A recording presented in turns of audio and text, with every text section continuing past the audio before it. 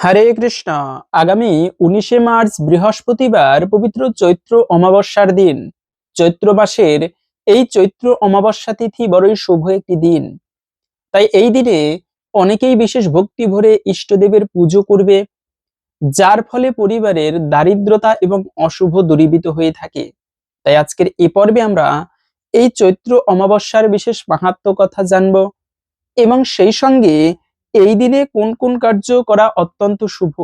বিশেষ করে তেমন কিছু না করতে পারলেও বাড়িতে অবশ্যই সামান্য এই একটি কার্য করতে পারেন, এর ফলে জীবনে সৌভাগ্য তথা সমৃদ্ধি লাভ হয়ে থাকে। তাই সকলকেই স্বাগতম জানাচ্ছি আমাদের এই ধর্মীয় তথ্যমূলক চ্যানেলে। আশা করছি আজকের এই তথ্যগুলো আপনাকে অবশ্যই সমৃদ্ধ করবে এবং ভালো লেগে থাকলে একটি লাইক করে কমেন্টে আপনার ইষ্ট দেবতার নামটি একবার হলেও লিখে যাবার অনুরোধ জানাচ্ছি। দেখেন, অমাবস্যা তিথি, বিশেষত এই চৈত্র মাসের অমাবস্যা তিথি একটা বিশেষ গুরুত্বপূর্ণ তিথি। কেন? প্রত্যেকটা মাসের এক একটা আলাদা এবং বিশেষ গুরুত্ব রয়েছে। যেমন এই চৈত্র মাসে চড়ক পুজো করা হয়, শিবের বিশেষ শিবরাত্রি ব্রত বা শিবের মাস হচ্ছে ফাল্গুন মাস, কিন্তু তারপরেও চৈত্র মাসও কিন্তু মহাদেবের মাস। এই চৈত্র মাসেও আপনারা ভক্তি ভরে মহাদেবের পুজো করতে পারেন, ইষ্টদেবের পুজো বিশেষ ভক্তি শ্রদ্ধা ভরে করতে পারেন। এর ফলে জীবনীতে সমস্ত দুর্ভাগ্য দূরীভূত হয় এবং মহাদেবের কৃপায় সমৃদ্ধি লাভ হয়ে থাকে। বিশেষত যে কোনো অমাবস্যা তিথি অনেক সময়ে ইষ্টদেবের কৃপা লাভের জন্য একটা বিশেষ গুরুত্বপূর্ণ দিন হচ্ছে এই অমাবস্যার দিন। কেননা এই অমাবস্যার দিনে মুনি ঋষিরা পর্যন্ত অপেক্ষা করে থাকে সাধনা করার জন্য। তাই নদীর জোয়ার ভাটার মতো আমাদের জীবন প্রবাহেও জোয়ার ভাটা আসে। অমাবস্যার দিনে জীবন প্রবাহ নিম্নমুখে থাকে এবং পূর্ণিমার দিনে জীবন প্রবাহ ঊর্ধ্বমুখে থাকে। এজন্য অমাবস্যা এবং পূর্ণিমা তিথি বড়ই শুভ এবং গুরুত্বপূর্ণ একটি দিন। বিশেষত এই যে চৈত্র অমাবস্যা, অমাবস্যার দিনে চতুর্দিক ঘুটঘুটে অন্ধকার থাকে, তারপরেও যদি কেউ এই অমাবস্যা তিথিতে ইষ্টদেবের পুজো করতে পারে, এটি বিশেষ মঙ্গলময় এবং শুভ বলা হয়েছে। এই জন্য দেখবেন তন্ত্র সাধকেরা কিছু কিছু সাধনা রয়েছে যেগুলো অমাবস্যার গভীর রাত্রে করতে হয়। এজন্য তন্ত্র সাধকেরা পর্যন্ত এই অমাবস্যার রাত্রিতে গভীর সাধনা করে থাকে। আর সাধনা করার জন্য এটি একটি শ্রেষ্ঠ রাত্রি, অমাবস্যার রাত্রিকে বলা হয়। তো বছরে প্রত্যেকটা মাসের অমাবস্যাকে কিন্তু গুরুত্ব দেওয়া হয়েছে, তন্মধ্যে এই চৈত্র অমাবস্যার আলাদা গুরুত্ব রয়েছে। আমরা প্রথমত জেনে নিচ্ছি এই অমাবস্যা তিথি কতক্ষণ থেকে কতক্ষণ থাকবে। তো অমাবস্যা তিথি শুরু হবে মূলত আগামী 18ই মার্চ বুধবার সকাল 8টা 18 মিনিট থেকে, থাকবে মূলত 19শে মার্চ বৃহস্পতিবার সকাল 7টা 28 মিনিট পর্যন্ত। সেজন্য উদয়া তিথি মেনে এই অমাবস্যা পালন করতে হবে 19শে মার্চ বৃহস্পতিবার। এবং যারা হচ্ছে অমাবস্যার নিশি পালন করবে তারা আপনারা 18ই মার্চ বুধবারে পালন করবেন। বিশেষত এই অমাবস্যার যারা উপবাস করবে, অনেকে আছে এখনো অমাবস্যাতে উপবাস করে, সেক্ষেত্রে উপবাস অমাবস্যাতে করা এটি খারাপ নয়, ভালো। আপনি প্রথমত হচ্ছে যে কোনো একাদশী ব্রত, তারপরে যে শিবরাত্রি ব্রত আসে, এই সমস্ত বিশেষ তিথিগুলোতে অবশ্যই ব্রত করবেন। তবে এর পাশাপাশি যদি ব্রত করতে চান, সেক্ষেত্রে আপনারা অমাবস্যা পূর্ণিমাতে ব্রত করতে পারেন। তো যারা হচ্ছে অমাবস্যাতে ব্রত করবে তারা কিভাবে ব্রত করতে পারে বা কখন ব্রত ভঙ্গ করতে হবে, সেক্ষেত্রে আপনারা অমাবস্যার ব্রত আগামী বৃহস্পতিবারে করবেন। একে তো হচ্ছে বৃহস্পতিবার লক্ষ্মীময় দিন, পাশাপাশি হচ্ছে এই অমাবস্যাতে আবার লক্ষ্মী পুজো করার বিশেষ প্রচলন রয়েছে। যদিও বা সাধারণত লক্ষ্মী পুজো করা হয় পূর্ণিমার দিনে, কিন্তু হলেও আপনারা এই অমাবস্যার দিনে মা লক্ষ্মীর পুজো করতে পারেন। কেননা লক্ষ্মী দেবী হচ্ছে ঐশ্বর্যের দেবী। তো লক্ষ্মী দেবীর কৃপা লাভ হলে পরিবারের দারিদ্রতা এবং অশুভ কিন্তু দূরীভূত হয়। তাই আপনারা এই বৃহস্পতিবার দিনে একটুকু ব্রত করে, ব্রত মানে হচ্ছে কতক্ষণ করতে হবে, তেমন ভাবে না পারলে আপনারা সকাল থেকে সন্ধ্যাকাল পর্যন্ত উপবাস করে মা লক্ষ্মী এবং নারায়ণের পুজো আদি দিয়ে তারপরে আপনারা সেই লক্ষ্মীর প্রসাদ গ্রহণ করে ব্রত ভঙ্গ করতে পারেন। এভাবে করে ব্রত করতে পারেন। তবে তেমন ভাবে যদি ব্রত করতে নাও পারেন, কিন্তু মাছ মাংস আদি রাজসিক খাবার অন্ততপক্ষে এই দিনে বর্জন করা উচিত। তো আপনারা তাই এই দিনে রাজস্বিক খাবার আদি অবশ্যই বর্জন করবেন। সেই সঙ্গে এই অমাবস্যার দিনে অনেকে আছে কালী মায়ের বিশেষ পুজো করে থাকে। তো মা কালী হচ্ছে দেখেন, ভগবানের সাধনা করলে সহজে কিন্তু ভগবান তার ভক্তদের মনোবাসনা পূর্ণ করে না। কিন্তু এই কালী মা, বিশেষ করে মাতা কালী হচ্ছে জগৎ জননী। ভক্তদের যদি মহা বিপদেও পড়ে, আপনারা সেই সময়ে কালী পুজো দিতে পারেন, অথবা কালী মায়ের বিশেষ মন্ত্র আপনারা জপ করতে পারেন। এর ফলে মা কালীর কৃপায় জীবনের সেই বিপদ থেকে কিন্তু উদ্ধার হওয়া যায় বা পাওয়া যায়। মা কালী হচ্ছে ভক্ত রক্ষক। তার শরণাগতের, মানে যারা তার পুজো করে, তার শরণাগত হয়, সেই সমস্ত ভক্তদের বিপদ আপদ কিন্তু দূরীভূত করে মা কালী। এজন্য কালী দেবী হচ্ছে কিন্তু একজন অদ্ভুত দেবী। আর আপনারা সেই মা কালীর পুজো করতে পারেন। সবার তো আর কালী মায়ের প্রতি ভক্তি থাকে না, তবে যাদের আপনাদের কালী মায়ের প্রতি ভক্তি আছে, তারা আপনারা এই অমাবস্যার দিনে পুজো করতে পারেন মা কালীর। যদি পুজো করতে নাও পারেন, তারপরেও অন্ততপক্ষে আদ্যাস্তোত্র আছে, একটা বিশেষ শক্তিশালী মন্ত্র, কয়েকটা মন্ত্র নিয়ে এই স্তোত্রটা গঠিত হয়েছে। যারা এই স্তোত্র পাঠ করে, তাদের জীবনে কোনো বিপদ আসে না। স্বয়ং মা কালী, আদ্যা দেবী তাদেরকে রক্ষা করে থাকে। তাই আপনারা এই অমাবস্যার দিনে সেই আদ্যা স্তোত্র পাঠ করতে পারেন এবং ভক্তি ভরে পুষ্পাঞ্জলি দিতে পারেন মায়ের চরণে। এতেও কিন্তু মায়ের কৃপায় জীবনের বিপদ আপদ দূরীভূত হয়ে থাকে। তো আপনারা এই অমাবস্যার দিনে সেই আদ্যা স্তোত্র পাঠ করতে পারেন বা পুজো দিতে পারেন।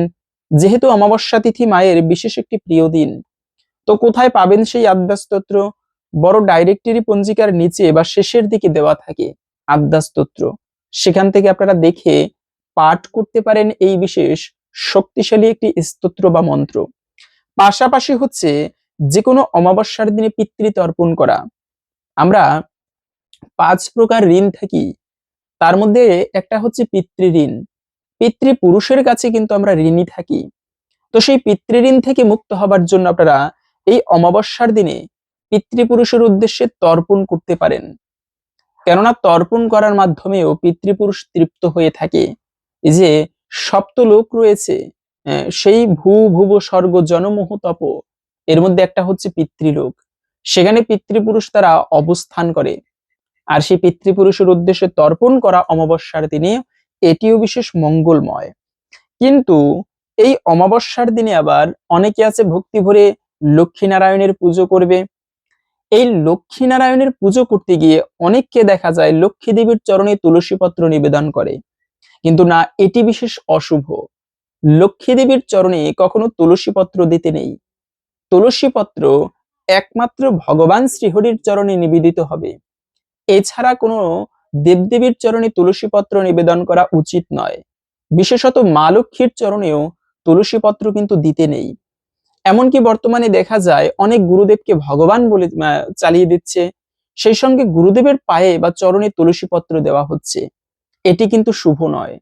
তুলসী হচ্ছে ভগবান বিষ্ণুর স্ত্রী বা প্রেয়সী। গুরুদেব শিষ্যের কাছে ভগবান সমতুল্য, কিন্তু তার মানে এটা নয় সাক্ষাৎ ভগবান কৃষ্ণকে আমরা যেমন মান্য করি, তেমনি গুরুদেবকেও ভগবান বলে কেউ নেই, গুরুদেবই সব। শিষ্যের কাছে গুরুদেব সব, কিন্তু তার মানে এটা নয় যে ভগবানকে যেরকম যেরকম করি, ভগবানকে তুলসী পত্র তার চরণে দেই, ওই তুলসী গুরুদেবের চরণে দেওয়া যাবে। রাধারানী ভগবানের প্রেয়সী, রাধা অন্য কারো নয়। ঠিক তেমনি তুলসী দেবীও, এই তুলসী একমাত্র ভগবানের চরণে নিবেদিত হয়, অন্য কারোর চরণে নয়। এজন্য গুরুদেবের বক্ষে বা হাতে তুলসী পত্র দিতে হয়। সেই তুলসী পত্র আবার এই অমাবস্যার দিনে চয়ন করা কিন্তু নিষিদ্ধ। অমাবস্যা, পূর্ণিমা, একাদশী, দ্বাদশী, এই সমস্ত দিনে কখনো তুলসী পত্র চয়ন করা উচিত নয়। এতে হরির মস্তক ছেদন করার সমান পাপের ভাগী হতে হয়। এজন্য আপনারা এই সমস্ত দিনে তুলসী পত্র চয়ন করা থেকে অবশ্যই বিরত থাকবেন। সেই সঙ্গে আপনারা এই বৃহস্পতিবার দিন যেহেতু, তাই এই দিনে অবশ্যই আপনারা একটুকু বিশেষ করে লক্ষ্মীনারায়ণের পুজো দিবেন। ব্রত করতে না পারলেও সবসময় যে বৃহস্পতিবারে ব্রত করতে হবে, অমাবস্যার দিনে ব্রত করতে হবে এমনটা নয়। আপনারা একাদশী ব্রতগুলো ভক্তি ভরে পালন করুন এবং সেই সঙ্গে বৃহস্পতিবারে সপ্তাহে একটা দিন হলেও যদি পারেন বিশেষ করে লক্ষ্মীনারায়ণের পুজো বাড়িতে দিতে পারেন। তো একে তো অমাবস্যা তিথি, দ্বিতীয়ত বৃহস্পতিবার, তাই এই দিনটি অত্যন্ত ভালো একটি দিন। এই দিনে আপনারা ভক্তি ভরে লক্ষ্মীনারায়ণের পুজো দিতে পারেন। পাশাপাশি হচ্ছে অমাবস্যার দিনে দান করা, দানে দ্রব্যেন শুদ্ধতি। পরিবারে যদি দারিদ্রতা আসে তবে সেক্ষেত্রে আপনারা অমাবস্যা নয়, শুধু যে কোনো শুভ দিনে দান করতে পারেন গরিব দুঃখীদের। এই দানের মাধ্যমেও পরিবারের দারিদ্রতা কিন্তু দূরীভূত হয়। তাই এখন আসুন আমরা ভক্তি ভরে জেনে নিচ্ছি এই অমাবস্যার বিশেষ ব্রত কথা, সুন্দর একটি কাহিনী এবং ব্রত মাহাত্ম্য কথা। আসুন এই অমাবস্যার দিনের শ্রবণ করি। এরপরে ভিডিওর মূল প্রসঙ্গ, এই দিনে ফুলের মাধ্যমে কোন কার্যটি করা উচিত সেই প্রসঙ্গে জেনে নেব। প্রথমে জেনে নিচ্ছি অমাবস্যার ব্রত কথা। এক গরিব ব্রাহ্মণের একটি ছেলে, ছেলেটি 16 বছরের হতেই ব্রাহ্মণ তার বিয়ে দিলেন। তারপর ছেলেটি একদিন কোথায় নিরুদ্দেশ হয়ে চলে গেল, তার বাপ মা ও বউ কেঁদে কেটে পাড়া মাথায় করলে। কিছুদিন পরে ব্রাহ্মণেরও মৃত্যু হলো। ব্রাহ্মণী বউটিকে নিয়ে বহু দুঃখে কষ্টে কাল কাটাতে লাগলেন। একদিন একজন অতিথি এসে বললেন, মাগো, আমায় 4টি ভাত দিবি মা? ব্রাহ্মণী বললেন, আমার এমন কি কপাল বাবা যে অতিথির সেবা করব? শাক ভাত আমার যা আছে 4টি খেয়ে যাও। বউ তেল এনে দিলেন। অতিথি তেল মেখে স্নান করে এলেন। তারপর অতিথি বললেন, মা, তোমার ছেলের কাপড়খানি আমায় দাও না, আমি পরি। আর তোমার ছেলের খড়ম দুখানিও দাও। ব্রাহ্মণী কাঁদতে কাঁদতে খড়ম এনে দিয়ে বললেন, এই বাবা বুকে করে রেখেছি, তুমি ওই পরো। ভাত দিতে গেলে অতিথি বললেন, আমায় তোমার ছেলের থালে ভাত দাও আর সেই গ্লাসে জল দাও, তা না হলে আমি ভাত খাবো না। তখন ব্রাহ্মণী বললেন, দাও বৌমা, থালা গেলাস বার করে দাও। ও থালায় আর কে খাবে? তবু অতিথির সেবা হলেও সার্থক হবে। বউ রাগে গড়গড় করতে লাগলেন এবং থালা গেলাস বার করে দিলেন। অতিথি ভাত খেয়ে ঘরে বিছানায় শুয়ে বললেন, মা, তোমার বউকে একটুকু পাঠিয়ে দাও, আমার একটু পা টিপে দিবে। বউ রাগ করতে লাগলেন। শাশুড়ি বললেন, যাও মা, অতিথির সেবা করলে পরকালে ভালো হবে। বউ যেমন ঘরের ভেতর গেলেন অমনি আপনি কপাট বন্ধ হয়ে গেল। গিন্নি দরজা ঠেলাঠেলি করতে লাগলেন। বউ অনেক চেষ্টা করলেন, কিছুতেই খোলা গেল না। বউকে দুঃখিত দেখে অতিথি বললেন, তুমি কি আমায় চিনতে পারছো না? তুমি যে আমার স্বামী। ব্রাহ্মণের ছেলেটির নাম ছিল সূর্য। বউ তখন পদসেবা করতে লাগলেন। কিছুক্ষণ পরে বউকে সান্ত্বনা করে অতিথি চলে গেলেন। বউ বাহিরে এসে সব কথা শাশুড়িকে বললেন। আরো বললেন, মা, তিনি মধ্যে মধ্যে আসবেন। ব্রাহ্মণী তখন কর্তার উদ্দেশ্যে চিৎকার করে কাঁদতে লাগলেন। পাড়ার লোক সব জড়ো হলো। ঘটনা জানতে পেরে কেউ বা মুখ চাওয়াচাই করতে লাগলো, কেউ কেউ বা বিশ্বাস করতে লাগলো, আহা, সে যেখানে থাক বেঁচে থাক, আবার আসবে, কাঁদিস নে। এই বলে সবাই বাড়ি চলে গেল। তারপরে শাশুড়ি বউ ভাত খেয়ে ওই সকল কথাই কইতে লাগলেন, দিনরাত সেই সূর্যের কথা। আবার একদিন সূর্য এসেছেন।